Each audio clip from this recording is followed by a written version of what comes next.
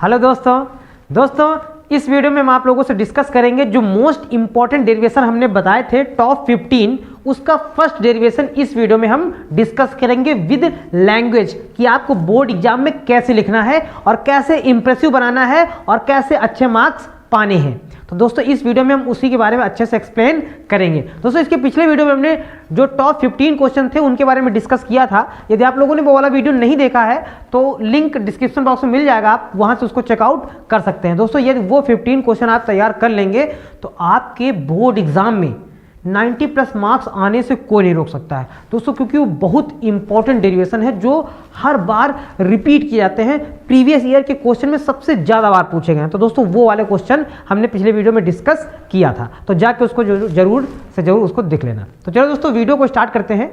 Video को start करने से पहले यदि आप मेरे चैनल में पहली बार आए हैं तो प्लीज़ मेरे चैनल को सब्सक्राइब करके बेल आइकन को जरूर प्रेस कर देना ताकि मेरी नई वीडियो का अपडेट आप तक पहुँच जाए। तो चलिए दोस्तों देखते हैं मेरा फर्स्ट क्वेश्चन क्या है। दोस्तों फर्स्ट क्वेश्चन ये था कि वैद्युत द्विध्रुव क्या है।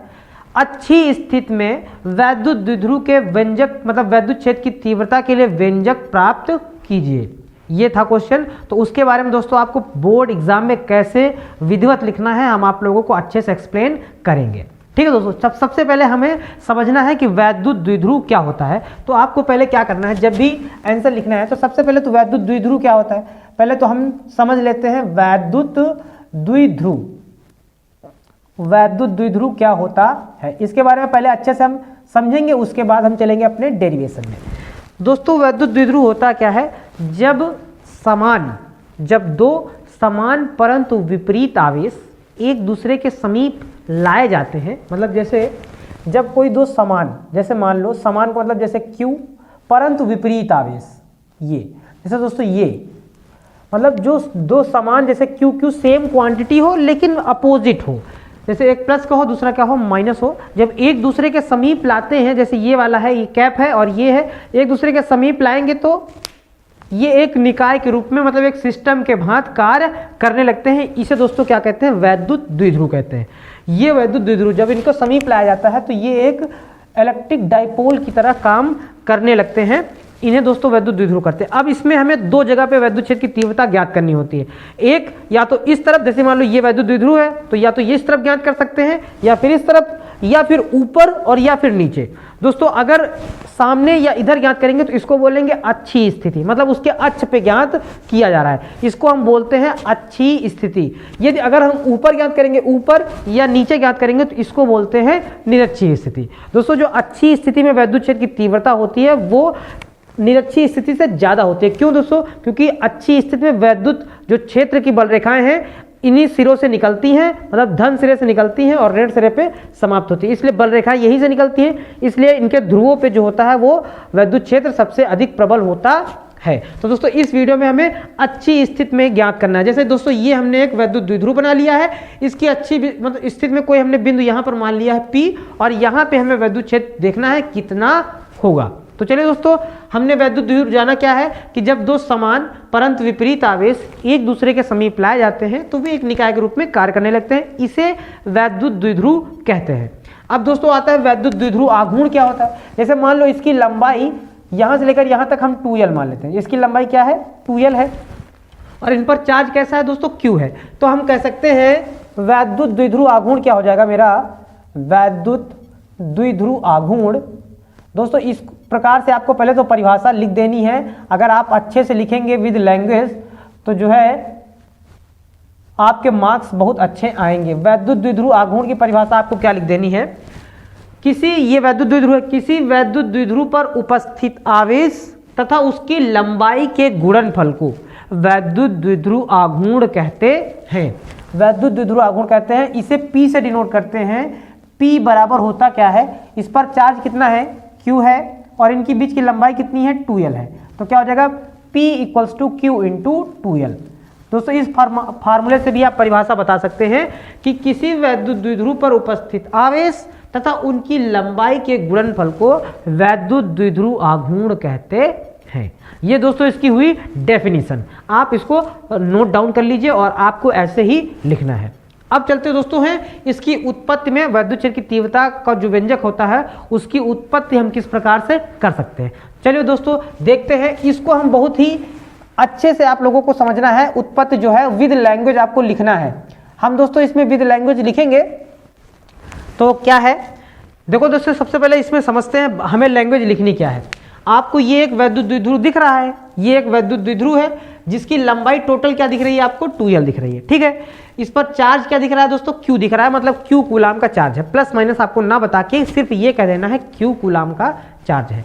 और इसके मिडिल पॉइंट और से R मीटर की दूरी पर एक कोई बिंदु P स्थित है जिस पर हमें वैद्युत क्षेत्र की तीव्रता ज्ञात करनी है। तो आप इसको इसी प्रकार से परिभाषा लिख सकते हैं कि माना एक वैद्युत द्विध्रुव है जिस पर Q कूलाम का आवेश उपस्थित है, जिसकी लंबाई क्या है 2L है, जिसके मध्य बिंदु O से R मीटर की दूरी पर एक बिंदु P स्थित है जिस पर हमें वैद्युत क्षेत्र की तीव्रता ज्ञात करनी है। दोस्तों आप इसको रटना नहीं है, यदि आप रटेंगे तो फिर बहुत सारे डेरिवेशन आने वाले हैं, भाषा कैसे लिख पाएंगे, नहीं लिख पाएंगे। इसलिए रटना नहीं है, फिगर से समझना है और इंजॉयमेंट के साथ आसानी से करते चले जाना है। तो चलिए दोस्तों इस लैंग्वेज को हम लिख देते हैं क्योंकि ये डेरिवेशन आपको अच्छे से करना है और आप इसका स्क्रीनशॉट भी ले सकते हैं। जब पूरा डेरिवेशन हो जाए तो आप इसका स्क्रीनशॉट ले लेना।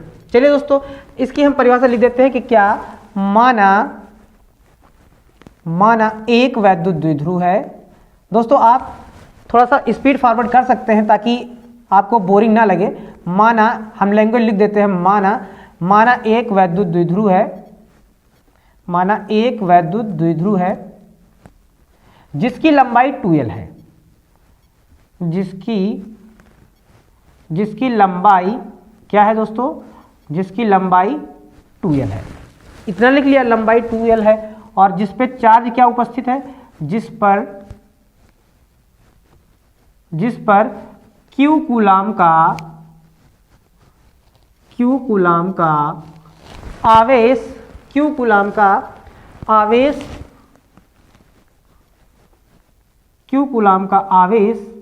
उपस्थित है, Q कूलाम का आवेश उपस्थित है। ठीक है दोस्तों, जिसके मध्य बिंदु O से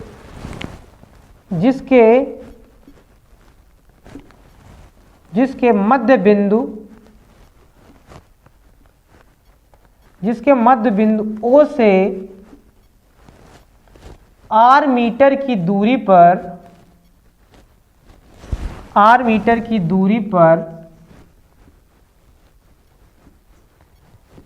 एक बिंदु P स्थित है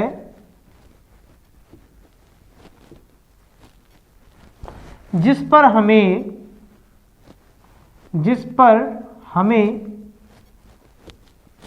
वैद्युत क्षेत्र की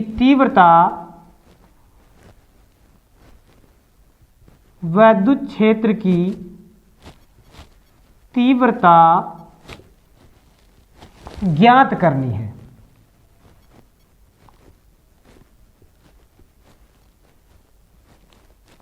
वैद्युत क्षेत्र की तीव्रता ज्ञात करनी है। दोस्तों ये हमने लैंग्वेज लिख दी। आप लोग इसको ऐसे ही स्क्रीनशॉट ले लेना, नोट डाउन कर लेना अपनी कॉपी में और आसानी से तैयार कर लेना। दोस्तों लैंग्वेज रटनी नहीं है, फिगर से लिखनी है। ठीक, अब दोस्तों हम क्या करेंगे, देखो थोड़ा फिगर समझो। अब हम प्लस Q आवेश के कारण बिंदु P पर वैद्युत क्षेत्र की तीव्रता पहले निकालेंगे, फिर इस माइनस Q के कारण निकालेंगे, मतलब इस पर कितनी तीव्रता बन रही है और इसके कारण कितनी तीव्रता है, फिर दोनों का हम परिणाम भी निकाल देंगे। तो यहाँ पे ऐसे लिखेंगे कि पैराग्राफ चेंज करके लिखेंगे प्लस Q आवेश के कारण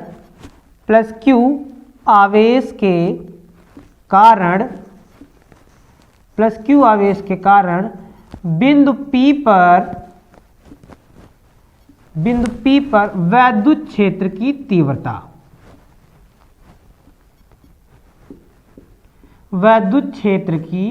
तीव्रता।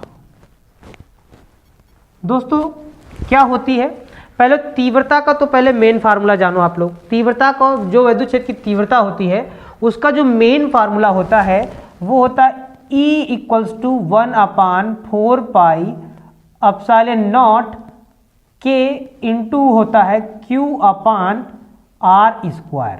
ये दोस्तों इसका मेन फार्मूला होता है। इसी पे हमें रखना होगा। तो पहले प्लस क्यू आवेश के कारण निकाल रहे हैं तो उसको हम मान लेंगे E1 मान लेंगे।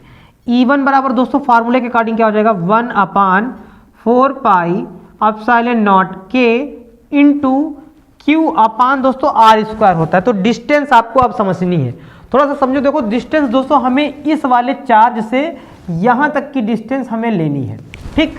लेकिन हमें टोटल देखो दोस्तों यहाँ से लेकर हमें यहाँ टोटल मालूम है, टोटल कितनी है R है और ये वाली कितनी है L है। तो अगर हम ये R वाली में अगर L वाली काट के हटा दें तो हमारी इतनी बच जाएगी। मतलब अगर टोटल में इतना काट के हटा दें तो मेरी इतनी मिल जाएगी। मतलब हम क्या करें R में L को घटा दें तो ये दूरी यहाँ से यहाँ तक हमें दूरी मिल जाएगी। तो दोस्तों क्या हो जाएगी वो दूरी R माइनस L।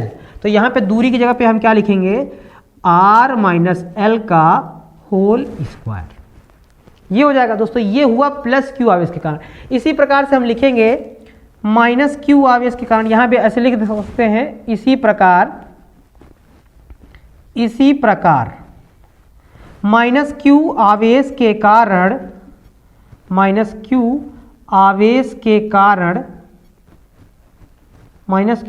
के कारण बिंदु P पर वैद्युत क्षेत्र की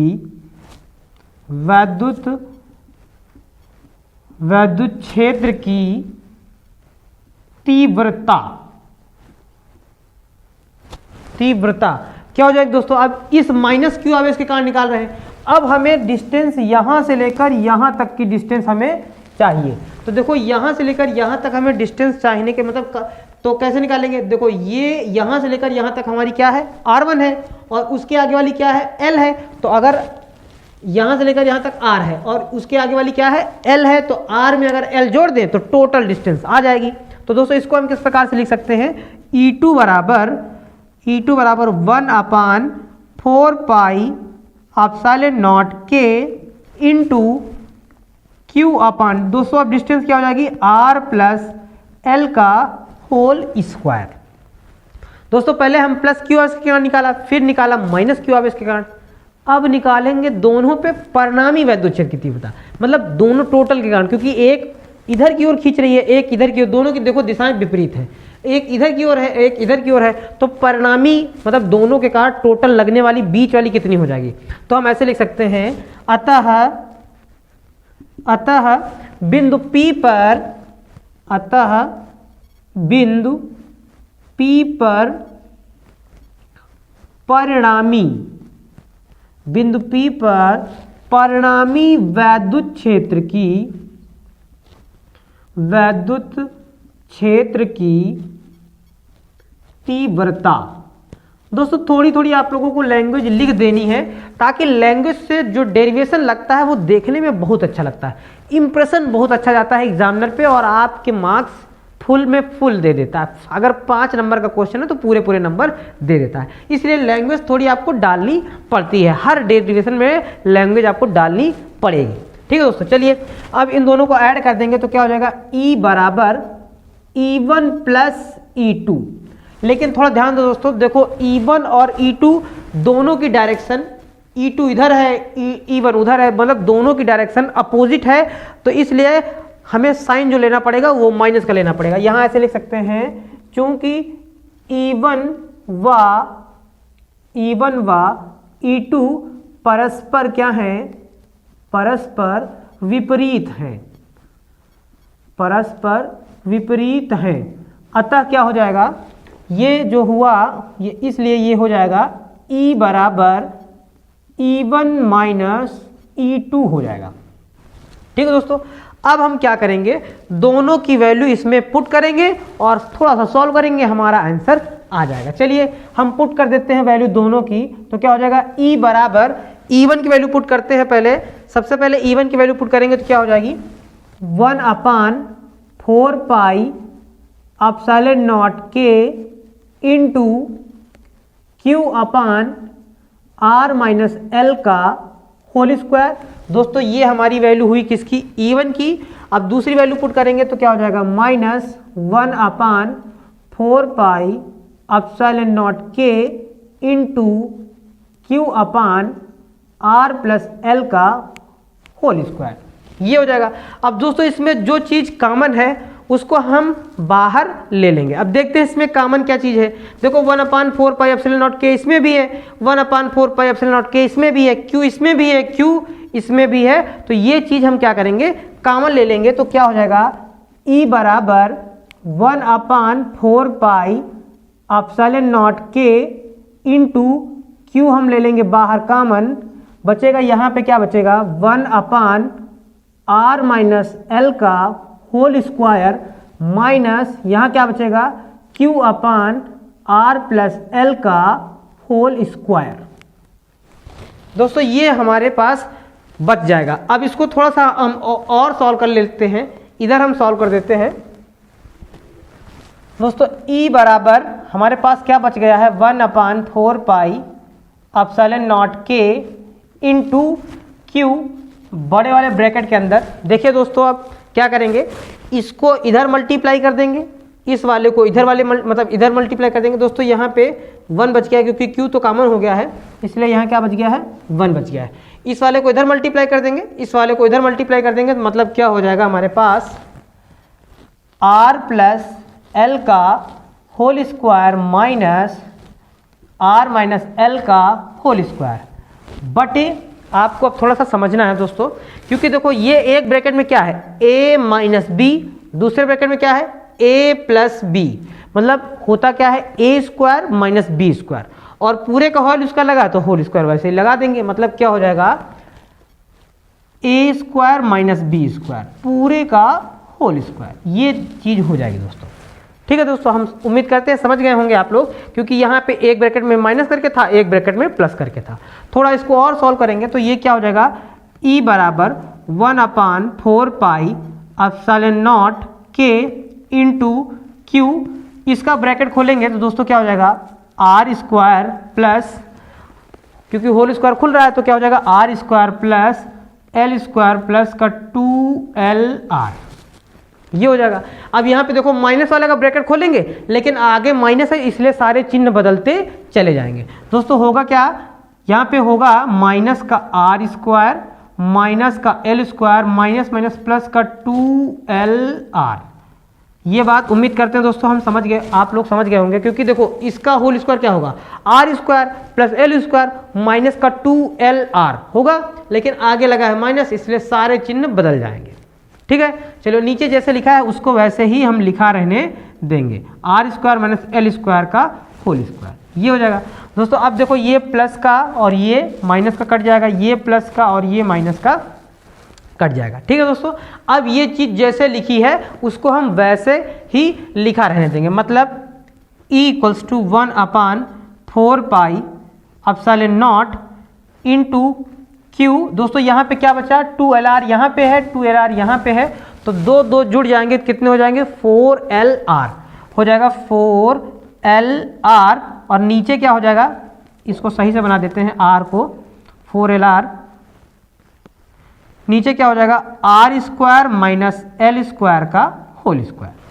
अब दोस्तों इस 4lr को थोड़ा हम अकॉर्डिंग टू क्वेश्चन थोड़ा सा ब्रेक करेंगे, क्योंकि हमें कुछ बनाना है, थोड़ा ध्यान देना दोस्तों। यहाँ पे के लगा देते हैं, तो E बराबर क्या हो जाएगा 1/4 पाई एप्सिलॉन नॉट के इंटू, यहाँ पे इसको Q रहने देंगे, इस 4lr को दोस्तों हम 2l इंटू 2r में तोड़ देंगे। ऐसा हमने क्यों किया, क्योंकि दोस्तों Q इंटू 2l की वैल्यू हमने पहले ही निकाल ली थी, Q इंटू 2l की वैल्यू क्या थी P थी, तो हमने पहले ही फाइंड कर ली है, इसकी जगह पे P का यूज किया जाएगा। ठीक दोस्तों, और ये जैसे लिखा है उसको वैसे ही लिखा रहने देंगे, ये हो जाएगा। ठीक है दोस्तों, अब हम इसकी जगह पे P का यूज कर सकते हैं, तो ये क्या बनेगा मेरा E बराबर 1/4 पाई एप्सिलॉन नॉट के इंटू, इनकी जगह पे P का यूज करेंगे तो क्या हो जाएगा 2 लगा लेंगे तो क्या हो जाएगा 2pr बटे r स्क्वायर माइनस का l स्क्वायर का होल स्क्वायर, ये हो जाएगा।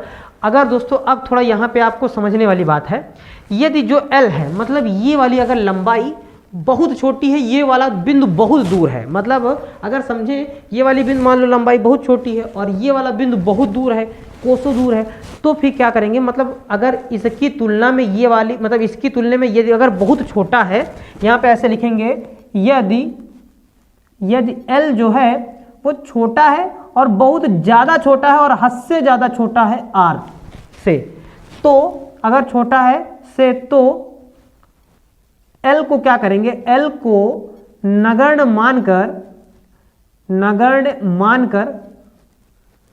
मानकर छोड़ने पर, नगण्य मानकर छोड़ने पर, ये ऐसे चीज हम लिख देंगे दोस्तों, छोड़ने पर छोड़ देंगे तो ये यहाँ पे L छूट जाएगा, बचेगा क्या, सिर्फ R स्क्वायर, उसके ऊपर होल स्क्वायर लगाया तो मतलब पावर क्या हो जाएगी, 4 हो जाएगी। मतलब E बराबर क्या आ जाएगा, E बराबर 1/4 pi epsilon naught K into यहाँ क्या हो जाएगा 2PR बटे R स्क्वायर का होल स्क्वायर, मतलब R की पावर 4, ये हो जाएगी। अब दोस्तों यहाँ पे थोड़ा देखो, R ऊपर 1 है नीचे 4 है, एक R कट कर देंगे यहाँ, तो यहाँ कितने बचेंगे, 3 बच जाएंगे। तो हमारे पास क्या आ जाएगा, हमारे पास आ जाएगा E बराबर 1/4 pi epsilon naught K into 2P/R cube, 2P/R cube. दोस्तों ये वाला डेरिवेशन हमारे पास बनकर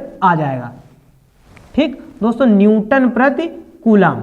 लेकिन अगर निर्वात हो, कोई कुछ भी ना रखा हो प्लेटों के बीच, तो दोस्तों निर्वात के लिए यहाँ पे हम लिख देते हैं, निर्वात अगर है तो निर्वात के लिए दोस्तों क्या होता है, निर्वात के लिए K बराबर 1 रख देते हैं, निर्वात के लिए K बराबर 1 हो जाता है। तो जब K बराबर 1 होता है तो जहाँ पर ये K है वहाँ पर हम क्या यूज़ कर देंगे, 1 रख देंगे। तो हमारे पास बन के क्या आ जाएगा, E बराबर 1/4 pi epsilon naught into 2P/R cube.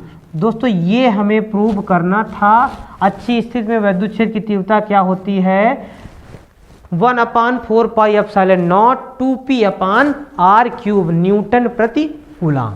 दोस्तों ये इतना बड़ा डेरिवेशन आपको अच्छे से तैयार करना है और ये लमसम हर बार क्वेश्चन रिपीट होता है और हर बार पूछा जाता है। तो दोस्तों इसको आप स्क्रीनशॉट ले सकते हैं, जैसे ये लिखा गया है आप इसका स्क्रीनशॉट ले लें और इसको बार बार आप प्रैक्टिस करें।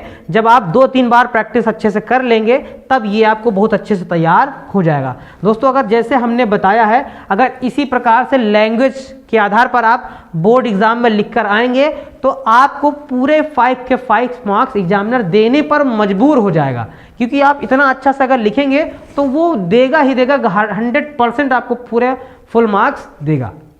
तो दोस्तों उम्मीद करते हैं आप लोगों को ये डेरिवेशन समझ में आया होगा और आप लोगों को ये वीडियो पसंद आई होगी। तो दोस्तों अगर वीडियो आप लोगों को अच्छा लगा हो और डेरिवेशन अगर समझ में आया हो तो वीडियो को लाइक कर देना। अगर आप इस वीडियो में आपको कहीं भी अगर कोई भी प्रॉब्लम है, नहीं समझ में आया है, अगर कहीं भी दिक्कत है तो आप कमेंट करके मुझे बता सकते हैं, मैं उस दिक्कत को ज़रूर सॉल्व करने का प्रयास करूँगा। ठीक है दोस्तों, तो इस वीडियो को ज़्यादा से ज़्यादा शेयर करिएगा, क्योंकि ताकि आपके फ्रेंड या आपके किसी भी रिलेटिव की भी हेल्प हो जाए और वो भी मेरे चैनल के माध्यम से अपनी बोर्ड प्रिपरेशन की तैयारी बहुत अच्छे से कर पाए। दोस्तों ये इस वीडियो में हमने फर्स्ट डेरिवेशन डिस्कस किया है, नेक्स्ट वीडियो में हम सेकेंड डेरिवेशन के बारे में डिस्कस करेंगे। अभी तक अगर मेरे चैनल को सब्सक्राइब नहीं किया है तो प्लीज़ मेरे चैनल को सब्सक्राइब जरूर कीजिए। धन्यवाद दोस्तों।